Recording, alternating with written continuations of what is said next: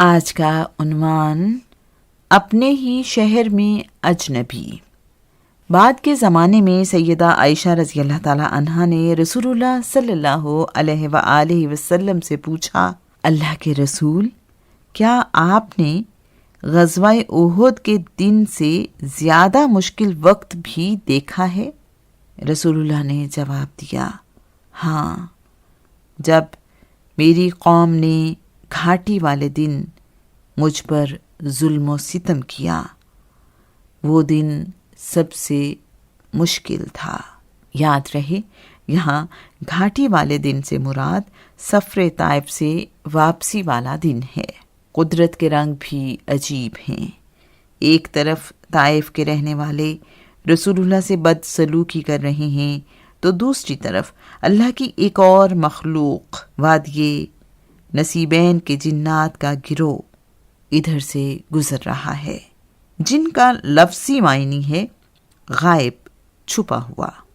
نصیبین دجلہ اور فرات کا درمیانی علاقہ ہے۔ یہ تاریخی شہر جنوبی ترکی میں شام کی سرحد پر واقع ہے۔ طائف سے واپسی پر رسول اللہ وادی نخلا میں رکے اور رات یہیں بسر کی ہے۔ نماز فجر میں رسول اللہ سورہ رحمان کی تلاوت کر رہے ہیں کہ جنات کا گروہ سیر کرتا ہوا ادھر آ نکلا ہے۔ رسول اللہ کی اثر انگیز آواز میں اللہ کا کلام سن کر اس کے سحر میں گرفتار ہو گیا ہے۔ جنات زمین پر اتر کر رسول اللہ کے سامنے بیٹھے ہیں۔ جنات رسول اللہ پر ایمان لے آئے ہیں۔ اللہ کریم اپنی اس مہربانی کا ذکر یوں کرتا ہے، آپ یاد کریں جب ہم نے جنات کا ایک گروہ آپ کی طرف متوجہ کیا، وہ آ کر قرآن سننے لگا۔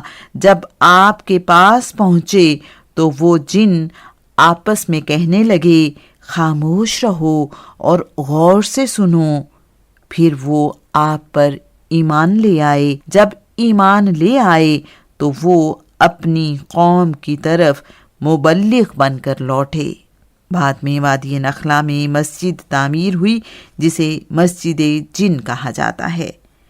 رسول اللہ صلی اللہ علیہ وآلہ وسلم سورہ رحمان کی تلاوت کرتے ہوئے، تم اپنے رب کی کون کون سی نعمت کا انکار کرو گے کہتے تو گروہ جنات کہتا، ہم اپنے رب کی کسی نعمت کا انکار نہیں کرتے۔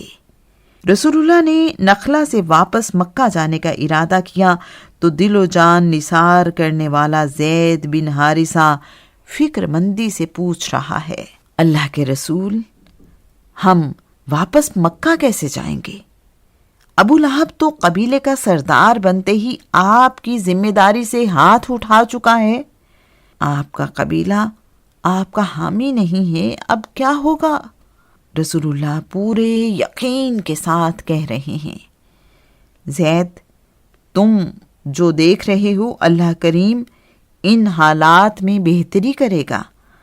اللہ اپنے بندوں کا حامی و ناصر ہے، وہ اپنے نبی کو غالب کرنے والا ہے۔ رسول اللہ کو بنی ہاشم کی حمایت حاصل نہیں، اس صورتحال میں رسول اللہ مکہ میں داخل نہیں ہو سکتے۔ مکہ داخل ہونے سے پہلے رسول اللہ نے کوہ ہرا یعنی جبل نور کے قریب قیام کیا ہے۔ کچھ تاریخ دانوں کے مطابق رسول اللہ نے یہاں کئی دن تک قیام کیا اور مکہ میں پناہ ملنے کا انتظار کرتے رہے۔ رسول اللہ نے بنی خزاعہ کے ایک گھڑ سوار کے ذریعے مکہ کے 4 سرداروں کو پیغام بھیجا ہے کہ انہیں پناہ دی جائے۔ قبیلہ بنی زہرہ کے سردار اخنس بن شریک نے یہ کہہ کر پناہ دینے سے انکار کر دیا ہے کہ وہ قریش کا اتحادی ہے۔ رسول اللہ کی والدہ سیدہ آمینہ کا تعلق بنی زہرہ سے ہے، اس لحاظ سے یہ قبیلہ رسول اللہ کا ننہال ہے۔ بنی عبد شمس کے سردار سہیل بن عمر نے بھی قبائلی روایت کا سہارا لیتے ہوئے پناہ دینے سے معذرت کر لی اور کہا ہے کہ عامر لوئی کے بیٹے کعب کے بیٹوں کے مقابل پناہ نہیں دیتے۔ عبد یالیل بن عبد کلال نے بھی رسول اللہ کا ساتھ دینے سے انکار کر دیا ہے۔ بڑی پریشانی والی صورتحال ہے۔ کوئی قبیلہ رسول اللہ کو پناہ دے کر ابو لہب کو ناراض کرنے کو تیار نہیں ہے۔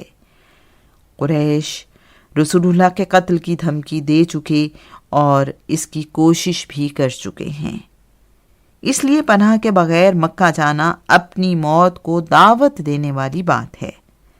رسول اللہ کو قبیلے سے نکالنے کے ابو لہب کے اعلان نے قریش کا کام آسان کر دیا ہے۔ قریش کو رسول اللہ کے قتل کی صورت میں بدلہ لیے جانے کا ڈر نہیں رہا۔ اب رسول اللہ نہ اپنے قبیلے کی حمایت رکھتے ہیں اور نہ ہی کسی اور قبیلے نے انہیں پناہ دی ہے۔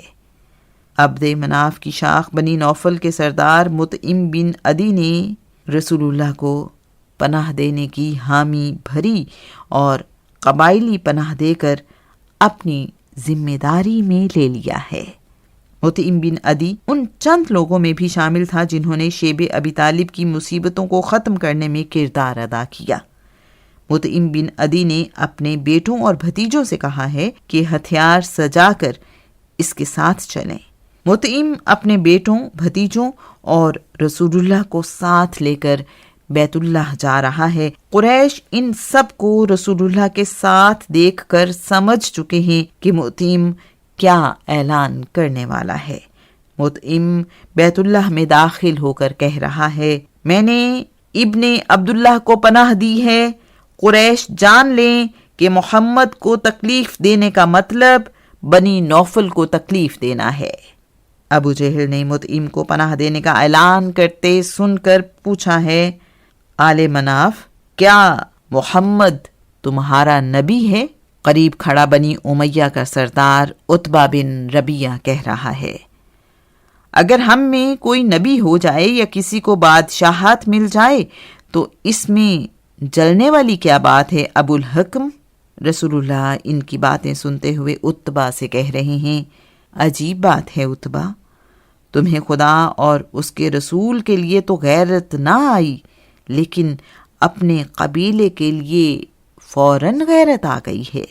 رسول اللہ یہاں موجود تمام قریشی سرداروں سے کہہ رہے ہیں، اللہ کے دین پر آ جاؤ، اس میں ہدایت ہے، ورنہ مرنے کے بعد آگ میں پھینکے جاؤ گے۔ قریشی سردار رسول اللہ کی بات سن کر سٹ پٹائے، لیکن کچھ کر نہیں سکے کیونکہ رسول اللہ مطعم بن عدی کی پناہ میں ہیں۔ قریش مطعم بن عدی جیسے با اثر اور طاقتور سردار کے سامنے سر جھکانے پر مجبور ہیں۔ مکہ کی ہر دل عزیز اور محترم شخصیت صرف اللہ کے دین اور انسانوں کی برابری کا اعلان کرنے کی وجہ سے اپنے ہی شہر میں اجنبی بنا دی گئی ہے۔ کئی نسلوں سے سرداری رکھنے والے خاندان کے عزت دار انسان کے لیے زندہ رہنا مشکل کر دیا گیا ہے۔ قریشی سرداروں نے ایک دفعہ پھر مطعم سے پوچھا ہے، کیا تم اپنے دین سے پھر گئے ہو؟ مطعم جواباً کہہ رہا ہے، بنی نوفل کسی کو پناہ دیں تو قریش کے پاس اس پناہ کو ماننے کے سوا کوئی چارہ نہیں۔ ان مشکل حالات میں اللہ کریم نے اپنے رسول کو جد و جہد کی کامیابی کی خوشخبری یوں سنائی ہے۔ سورہ الاحقاف۔ یاد رکھو، جو شخص اللہ کی طرف دی جانے والی دعوت قبول نہیں کرے گا وہ تباہ و برباد ہوگا۔ روئے زمین پر کوئی قوت ایسی نہیں جو خدا کے قانون کو شکست دے سکے، اس لیے نہ ماننے والوں کا انجام برا ہوگا۔ قیامت کے دن ایسے لوگوں کا مدد کرنے والا کوئی نہیں ہوگا۔ بے شک ایمان نہ لانے والے کھلی گمراہی میں ہیں۔ اللہ کریم کے اس پیغام نے رسول اللہ کو ساری تکلیفیں اور مشکلات بھلا دی ہیں۔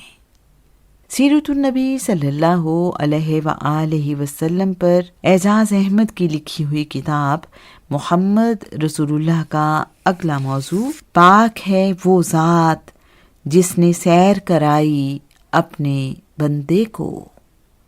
سنتے رہیے سیرت النبی صلی اللہ علیہ وآلہ وسلم۔